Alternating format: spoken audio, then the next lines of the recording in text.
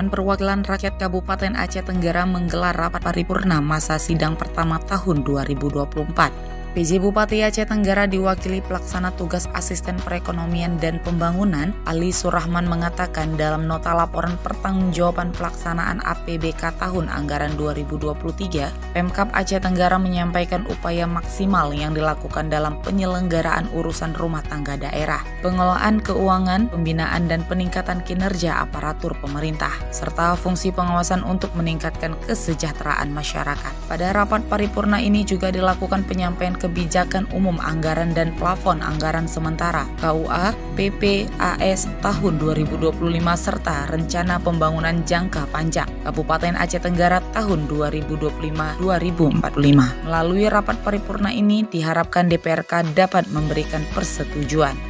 Pembahasan untuk mendapatkan persetujuan atas rancangan kanun RPJP Kabupaten Aceh Tenggara tahun 2025 sampai 2045. Itu penyusunan laporan pertanggungjawaban pelaksanaan APBK tahun 2023 dan penyusunan RPJP Kabupaten Aceh Tenggara tahun 2025 sampai 2045.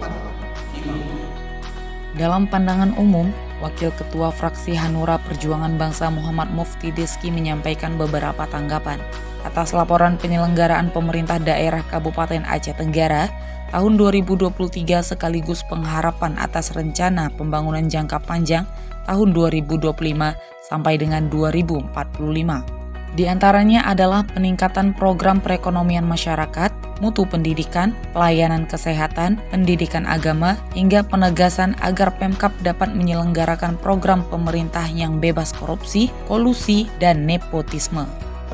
Dari hasil diskusi dan rapat internal fraksi perlu memasukkan beberapa catatan. Kami juga memandang perlunya peningkatan mutu dan kualitas pendidikan terkait pelayanan peningkatan akses di bidang kesehatan. Kira yang tetap mengedepankan kualitas serta mutu pelayanan yang terhadap masyarakat.